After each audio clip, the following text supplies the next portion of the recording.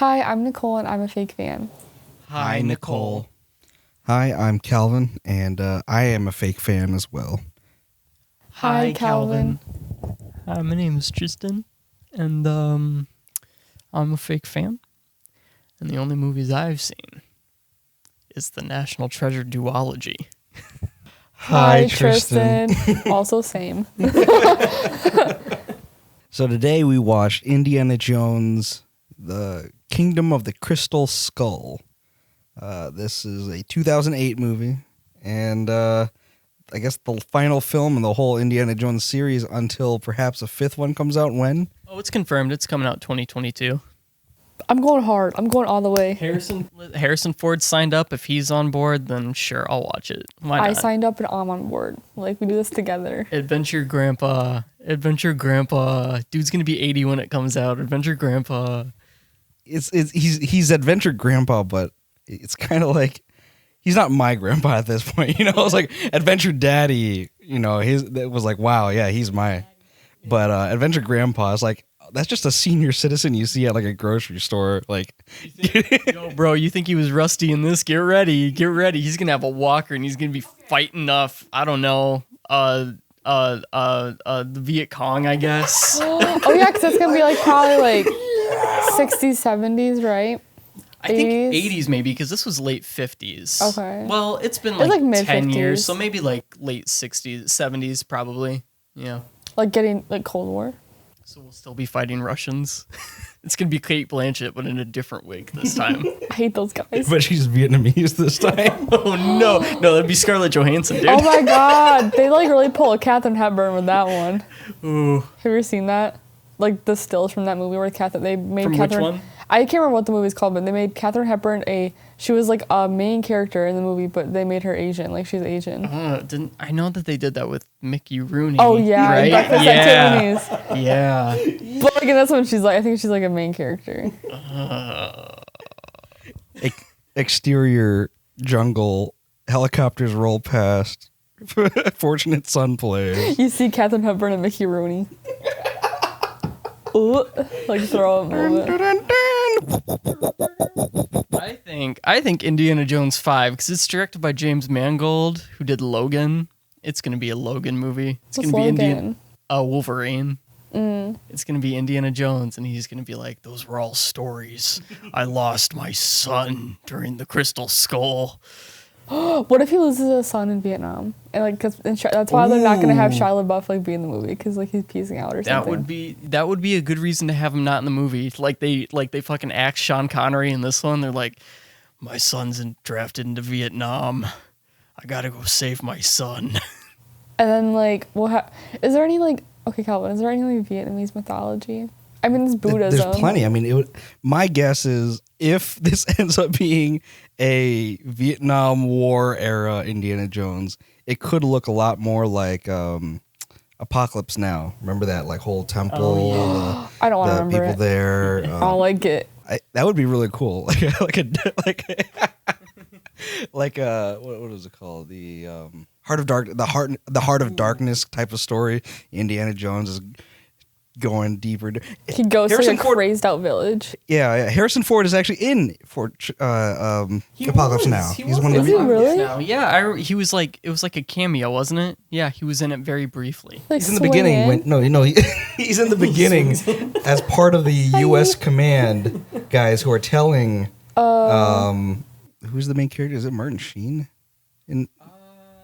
I remember Lawrence Fishburne was in it, and that's it. I don't really remember Apocalypse Now. I kind of zoned out. I remember when we movie. watched that. Okay, so like a little fake fans lore, we watched that movie, right? For one of our like before we started the podcast. Oh God, I definitely zoned out because I had to.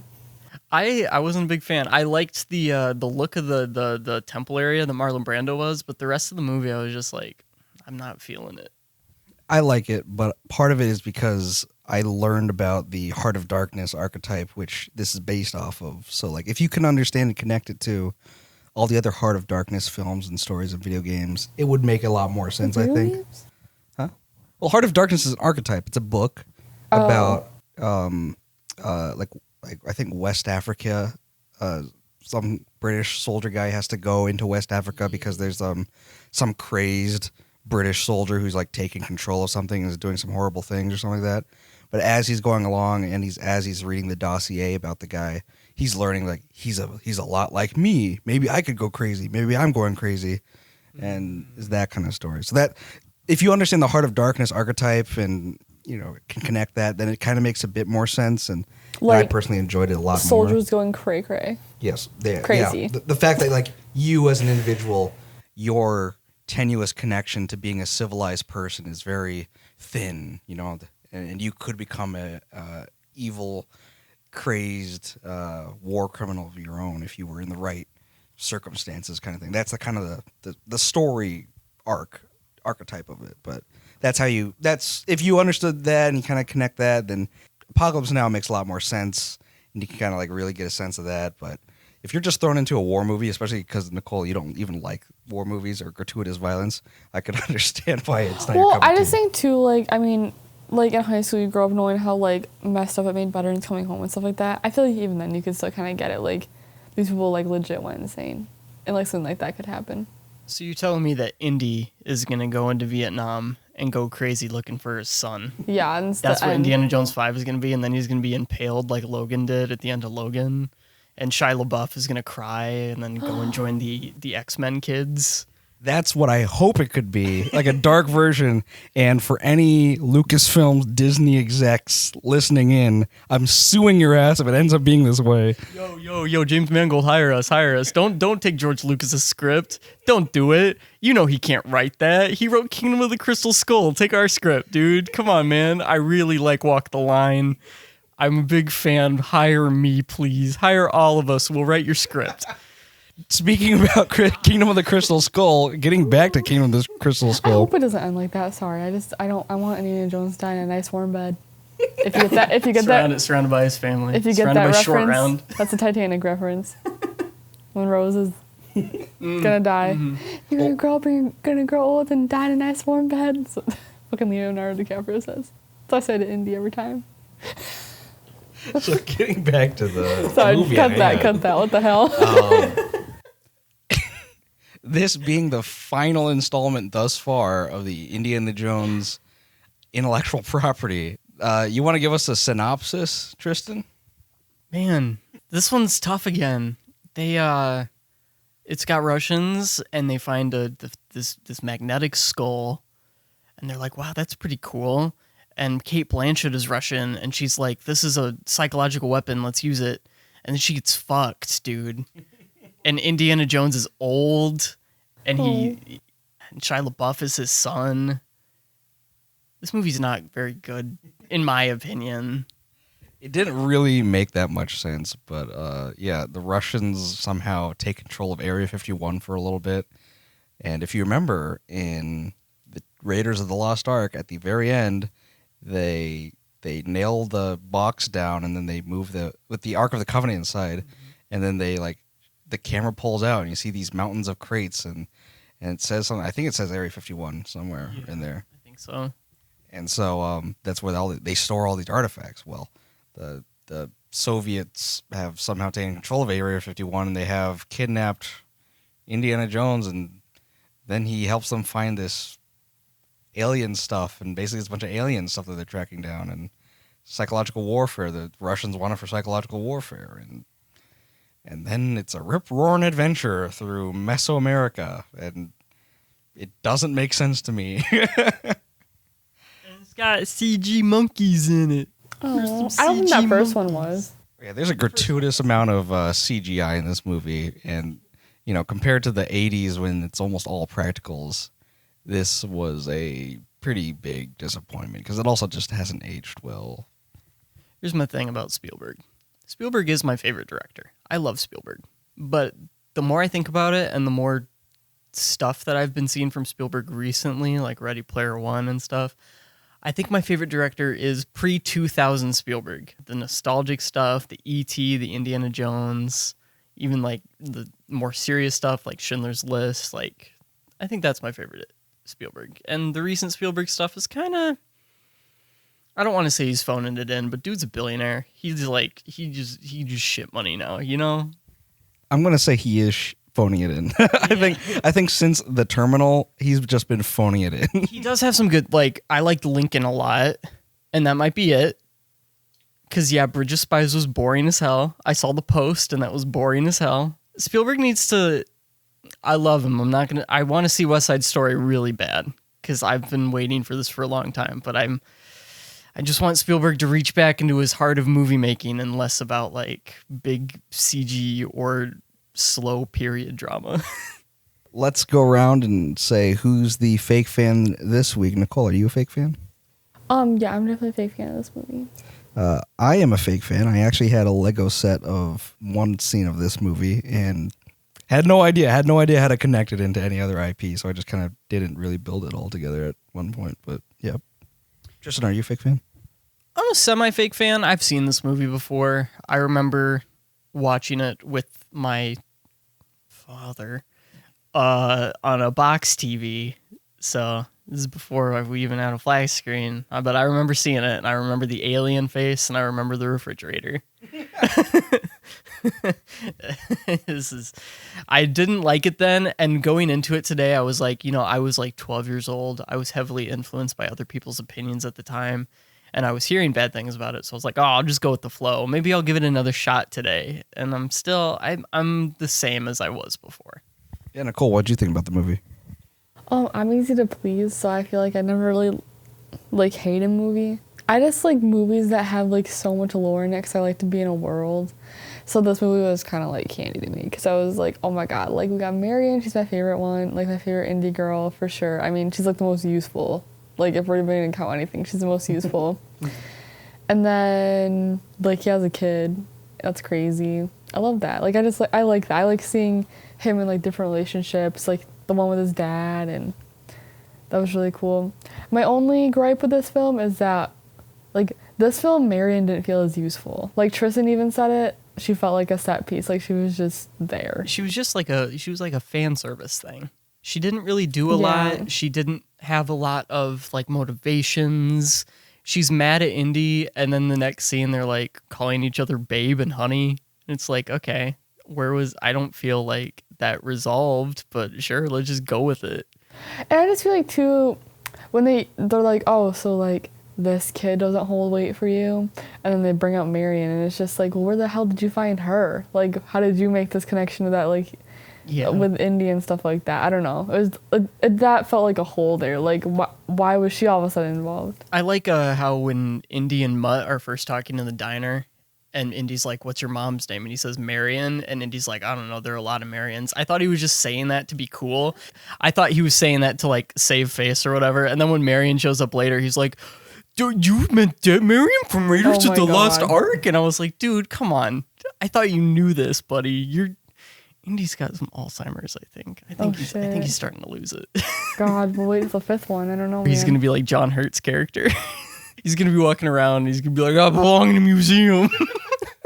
Indiana Jones 5 Heart of Darkness. I don't even know what that would mean, but ew. No, I What do you think, Calvin? What do you think? I don't know if I like this. If you think about it as like a pass fail kind of thing, like did this pass or did this fail? I mean, I think it kind of just failed because it just didn't have the same Indiana Jones magic to it.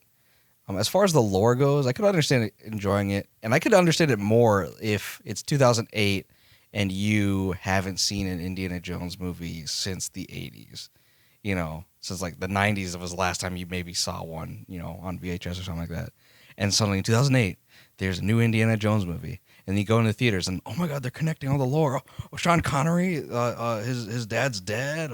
The statue of that one guy Marcus. Yeah, of Marcus is... They crash into that. If you could connect all the lore and all that and have fun with that, I could understand that after like, a decade or two of not having seen one. But unfortunately for us, we just saw the last Indiana Jones movie like last week and the week before that. So we don't have that kind of fresh, wow, they get to connect all these things. Yeah, it didn't have the same magic. Part of it's just because Indiana Jones, I mean, Harrison Ford is old now and he just can't do the things that he could do. The action sequences are slower. Like, I was thinking like it's kind of like The Irishman, where like the fight scenes were like, oh, that's a fight scene, right? Okay, yeah. Robert De Niro was actually kicking him in the face. Right. Stomping him on the curb, and he's like barely lifting his leg. Like the action sequences aren't as great, and they're trying to offload some of that action-y stuff to Shia in this movie, but Shia doesn't really. Shia's okay at it, but I can't say that I enjoy Shia's either role as well as action as much as I do the old original Indiana Jones stuff, honestly. I just don't see Shia as like a swinging from the trees action person. Like, yeah, he's like that. He's hitting his stride more in like the smaller, like character driven things. Yeah. I think. Like I saw Honey Boy, and that was pretty good. He was really good in that. It's like more of a dramatic thing. Yeah, he's definitely. I've never seen the Transformers movies. But I mean, I've never seen Transformers movies, but any like clips or like little trailers, he just looks kind of goofy. yeah, he does feel goofy. Maybe because I grew up watching him with Even Steven. Yeah, I read that he pulled a Liam Neeson from the Phantom Menace, and he accepted it on name recognition on Indiana Jones and Spielberg without reading the script. So he just kind of was blind into it, like Liam Neeson in the Phantom Menace was.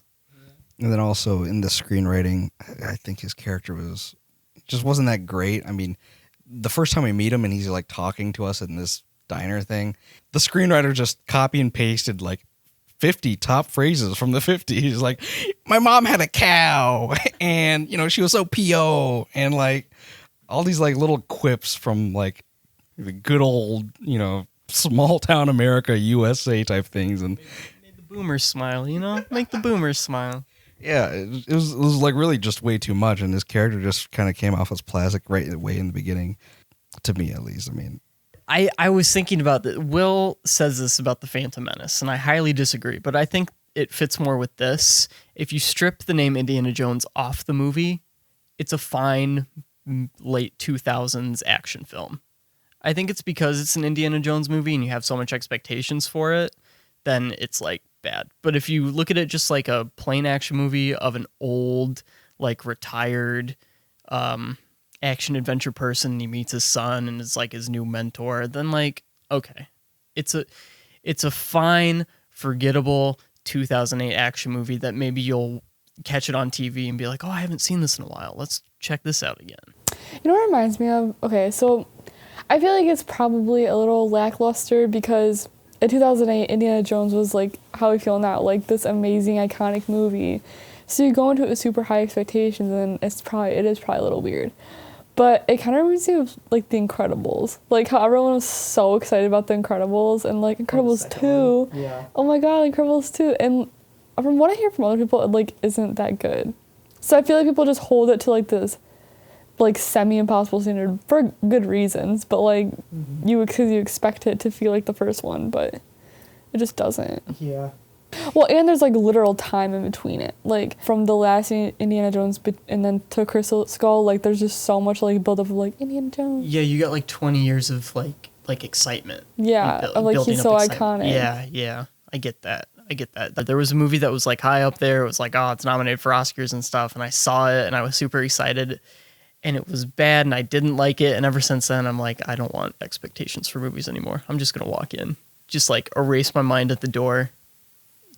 Put me in front of a screen. I'm big dumb. Honestly, that's probably how I like even a lot of movies that, like, even Calvin doesn't like. Or, like, maybe, like, I don't know. I just go into it, like, for fun. Like, I guess I never... Mm-hmm. For our Indiana Jones series, I've been dragging this movie for like the past 2 weeks. I've been shitting on it every chance I could. What were your guys' expectations? Like, were you about to just believe me blindly, or were you like, oh, maybe he's overreacting, or were you like, maybe it won't be that bad, or maybe it's gonna be awful? I always get that from Calvin of like, this movie sucks, or like whatever, but like I'll watch them anyway and I like it because I don't really have expectations for movies. I'm a literal viewer. Like, I'm there to look at it. I'm not a film student. Like, I don't like that. I don't think like that. My one letdown was, you said, like, Marion was going to be in there, and I'm like, she's my favorite. Like, I really like her.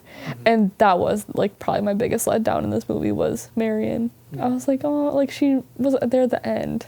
I thought she would be there at the beginning, or I don't know, like tie her in somewhere closer. I just wish she had something to do. I know, besides driving. Yeah. What about you, Calvin? I don't know. I tried to wipe my mind beforehand, but it's just kind of impossible because, like, from the beginning, when they pull Indiana Jones out of the back of the trunk of the car, he looks old and sweaty, and it's just like, oh no, like he's not gonna be able to deliver. And then we have that. They use this in every movie, I guess. They have the dean of the school knock on his door as he's teaching, and this time, because it's just so similar to last week's shot, it's like he just looks so old, and he's teaching, and like there's no way the students look at him sexually like they used to back in the last one. They're not thirsting over him anymore, dude. They are quenched, okay? They are fully quenched. They are dry. They are dried up. Well, too, like, if you look I feel like in the past movies when you saw the students, it was all girls, but this time it was like a mix of boys and girls in this. But they did make Harrison Ford look as good as they could. One, Indy wears a hat all the time, so you can't really see gray hairs. Two, he was, like, tan for the gods, so, like, that always makes anyone look younger. Like, that's true. It always makes them look good. So, really, I only felt like, oh, he's really old when he got his hat off because you can see the gray hair. And he has suspiciously more baggy pants. Yeah, that too. The baggy pants was like... Like, why are they more noticeable? Get ready, dude, because this next movie is going to be like 14 years later. I'm genuinely concerned. They got to do I don't know what they're going to do, but... Harrison Ford is old. Like, Logan, Hugh Jackman is not old in that movie. He's getting older, but he's not old. Hugh Jackman's only like 40 years old, so he can pull off the action sequences a little better, and it will make sense for an older character like Wolverine to still be able to kick ass. Dr. Jones is a World War II vet who's like 70 years old, okay? He's not going to be able to fight the Russians at this point. You know, I think too, like, I wonder, like, are they gonna kill off Marion because, like, they're married now. So, and it's like, I don't know, like, the state of the actress of Marion right now. Like, is she still... Do you think Indy's gonna ditch Marion again in the fifth one? There's gonna be a new Indy, and do you think Willie's gonna come back, fuck maybe? Willie. I wonder... That actress looked old for an indie girl. I'm gonna be honest, like, compared to the other ones, like, she looked old. Yeah. She's probably dead. They're just all old, and they just know... Well, no, Willie looked old in the movie. Like, oh, she actually looked old, like, to me in the movie. Like, compared to, like, Marion or... Then again, like... Yeah, Elsa. Princess Elsa, whatever the fuck. But, like, I just think... I don't know. Then again, Marion is technically supposed to be, like, his colleague's daughter. Like, if you think about that, that's what it was. Yeah. Abner? It's Abner's daughter. Abner's daughter. You guys like the aliens thing? That was weird. I really don't understand where it was going to go, but I guess. That's one of the reasons that I didn't... Because Indiana Jones is... I get how they... I get where they were going. It's the 50s, and they wanted to pay homage not only to the adventure films that they liked, but to the science fiction B movies of the 50s. So that made sense where it could go that way. And they did tie it into a religion, like an ancient religion. But I don't know. Indiana Jones, it's like more of a mystical thing than an intergalactic thing. So it was kind of odd. Yeah, like an earthly physical thing, like the Temple of Doom, or like that's actually tied to the people as a religion, not like the religion are these aliens. And it goes back to what you said about losing the magic, because the magic is more of an earthly religious magic versus an intergalactic thing. I also thought that the colors in it were like more of a cold. This movie felt colder in the last ones. It's got like because it is in like the deserts and stuff, but it does have like the warmer like tones to it.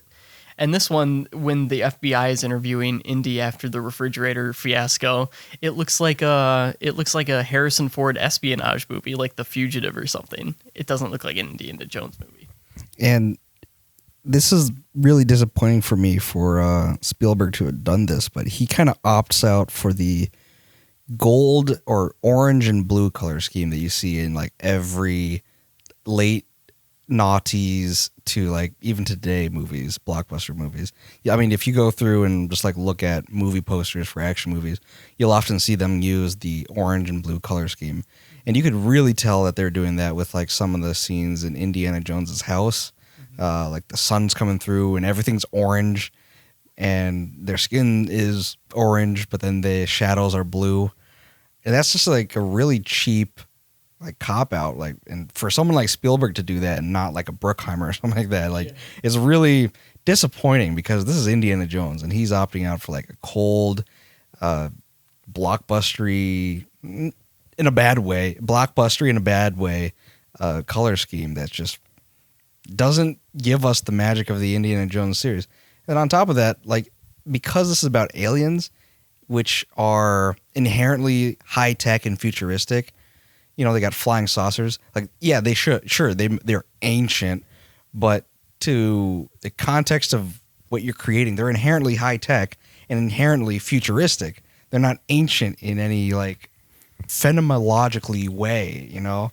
Whereas Temple of Doom, it's like these actually ancient Indians and Hindu religion type stuff, mysticism, actually ancient Egyptian stuff.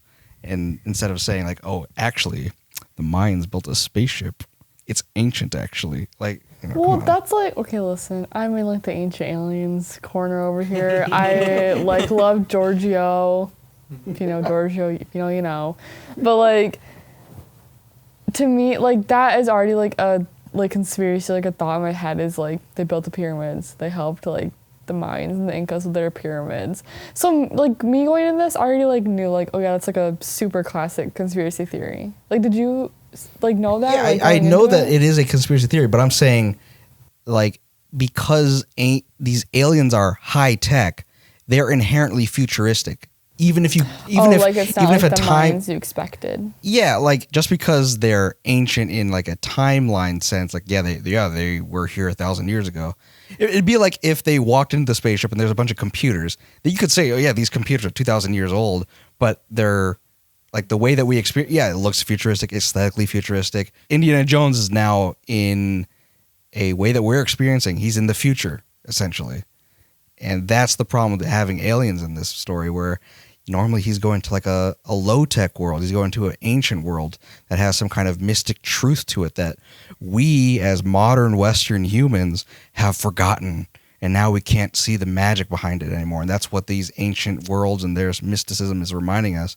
They hold the truth. You know, the history holds the truth. Now it's like we go in, and now these aliens hold the truth. And so it's not even human. And two, it's high-tech. So it's kind of like, this is sounding really academic, but it's not like a rebuke of how we think we're so advanced, but in reality we're not. It's more like, oh, we are advanced and we just have to get more advanced like the aliens, you know? I'm just saying, the aliens just threw it all apart. The aliens are just a bad choice. Yeah, it was weird. I didn't like it. I mean, sure, the villain's head blew up at the end, which is what I expect from my Indiana Jones movies. But it was an alien. What the frick? I like the idea of like the ancient ideas of gods as like interdimensional beings, because like you see this like as an ancient person you see this being come down from the heavens. Like, okay, I think that's interesting in like the Marvel movies, how they have Thor and Loki, like the ancient Norse people saw them as gods because they came from the sky, even though they don't consider themselves gods. The ancient people did. So if they kept that idea, fine, that's cool. I don't know. It was just something about seeing the alien. It was weird. Like, and the CGI was really bad. Yeah, like when they all came together as like one alien, and it was just like, what the hell? Yeah. I don't know. I want the mysticism. I prefer the religious mysticism over the intergalactic mysticism. Like legit archaeology, like archaeological facts. Yeah, like facts. Mysticism and not like sci-fi in a sense, you know, like because with the aliens, it was kind of like, oh, is this now like a realm of science and not like mystical spirituality? There's like a weird, I don't know.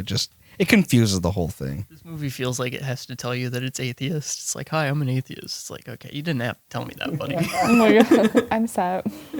I'm all set. Yeah, it is, for an Indiana Jones movie, odd. Regular generic action movie, fine. Well, that about does it for this meeting. Tristan, you want to give us our closer?